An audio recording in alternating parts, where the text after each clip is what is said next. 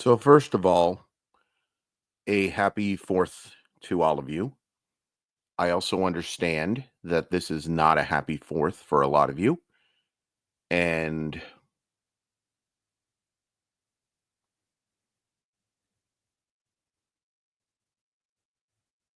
let's talk about the Pirates. So, 3 games against the Pittsburgh Pirates, a team that is 38 and 50, but is kind of sort of on fire right now. They sweep the Mets, they sweep the Cardinals.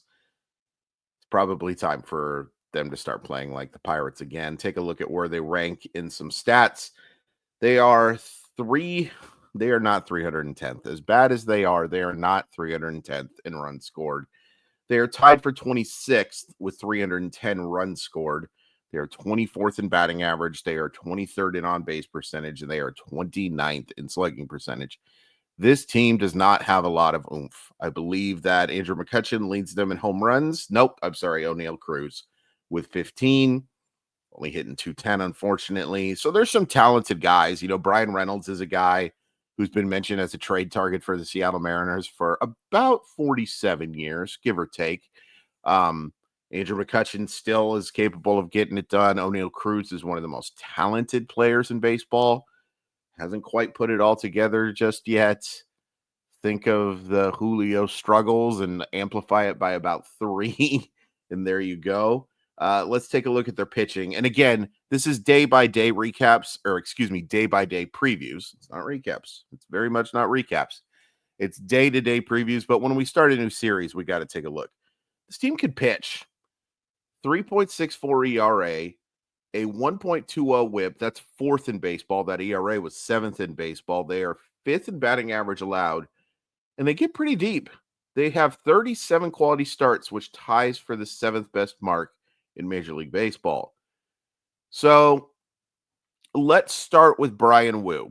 Okay, so Bryan Woo pitches today, and he's going to be facing Bailey Falter. Bryan Woo should shove. Number one, Bryan Woo should shove against the overwhelming majority of lineups. Shove is subjective, right? But he should have a lot of success based on how he's pitched as of late. He should dominate this lineup. And I will be surprised if he doesn't. It's a lineup that is not particularly patient. It's a lineup that doesn't offer a ton of thump. That's the thing you worry about sometimes with Bryan Woo, right? Because he throws so many pitches over the middle of the plate. That's how you get him. Is by getting those 2-run homers if he just so happens to give up a hit or a walk before. Doesn't happen very often, but that's kind of how you get him. I think that the pitching matchup is as favorable for the Seattle Mariners in terms of their pitcher going against their hitters as we've had in a while. So, the Kansas City offense has been really struggling, but there's some guys there that you can fear. All due respect to O'Neill Cruz, all due respect to Andrew McCutchen, who I think is going to have an interesting veteran committee Hall of Fame run. It's not good. And again, Bryan Reynolds, solid player. And another, again, is that they've played better lately offensively. They've scored 5 against St. Louis last night. They scored 7 against the Cardinals. They scored 12, 9, and 9. So they're starting to swing the bat better. I'm not going to be a prisoner of the moment. I often am. You guys have seen my recap shows. Please check those out, by the way. And please check out Simply Seattle, www.simplyseattle.com, the very best in Seattle sports gear. Use code MOLLYWOP15 to save 15% off your order. There's a link in the description. Okay, let's take a look at Mr. Bailey Falter. Bailey Falter and Bailey Ober. I just wish those two could ever be in a rotation at the same time because, well, you know why.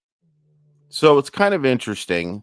The last few games we've been talking about pitchers that you want to get the fastball. You want to get the fastball. And you take a look at a pitcher like Falter, who doesn't throw very hard, average fastball velocity of 92 miles per hour. You think, oh, this is the guy you want to get the fastball.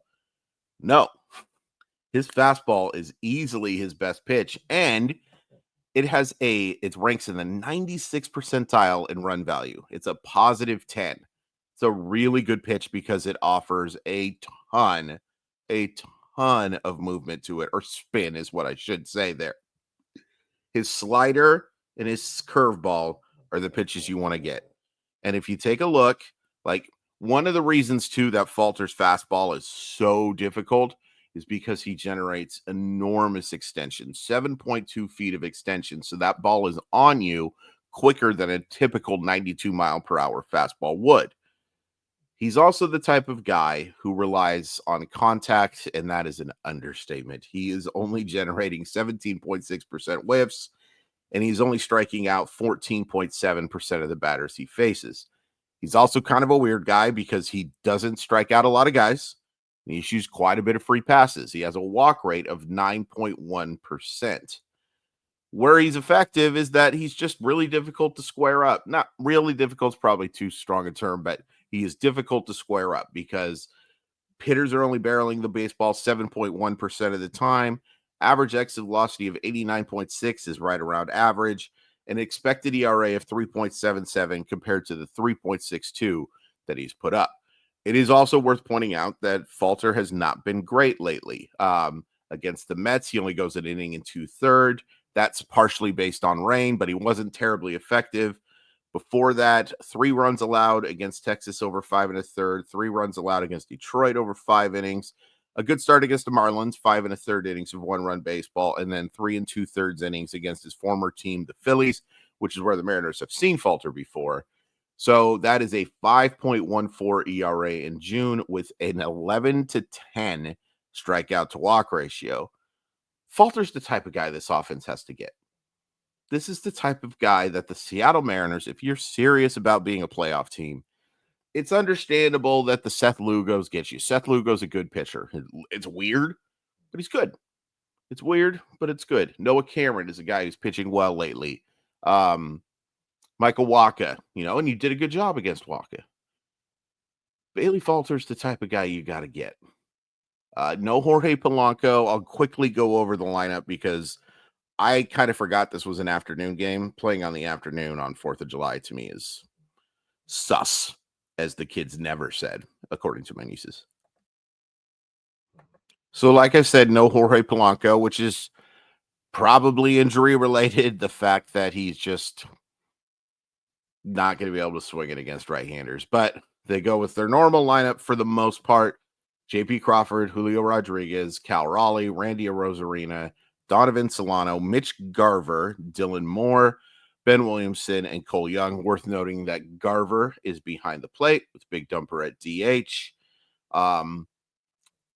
If there's somebody Dylan Moore is going to get right against, it's got to be this guy, right? He's been atrocious, and I know there's other players who have been atrocious. Julio played an awful game yesterday. Walking a stolen base, not nearly good enough. Big Dumper has really struggled lately. You give him a lot of grace, but he's got to get going. But Dylan Moore has been wretched since the end of May. He's got to get going, and this is the type of guy that he's going to play well against, has to play well against, and has usually played well against. I don't know his exact numbers against Falter, but this is where Dylan Moore has made his money. Ben Williamson, another guy who I think could have a really good day today. Ben Williamson has swung the bat pretty well as of late, and it's been nice to see. I know there's sort of Ben Williamson haters out there, and I get it. There's just zero power whatsoever, and he doesn't draw enough walks to compensate. But that defense at third base, I don't care what the metrics tell you, is special. It is special. So this is the type of game the Mariners need to win. And in my personal opinion, for this to be a successful homestand, you have to sweep this series. A 4-3 homestand is going to be disappointing. It's disappointing considering the talent level of the teams that you played. And, Kansas City, I think, is more talented than Pittsburgh, and Pittsburgh's playing better lately. So say what you want. It certainly would be an awful homestand at 3-4. I will not be ranting and raving in a positive way if you only get 4 of 7. We'll be back tomorrow. I really appreciate you guys checking this format out. It's still a work in progress, but I just love your support, and happy 4th. And I'm with you guys. And if you're not with me, that's okay too.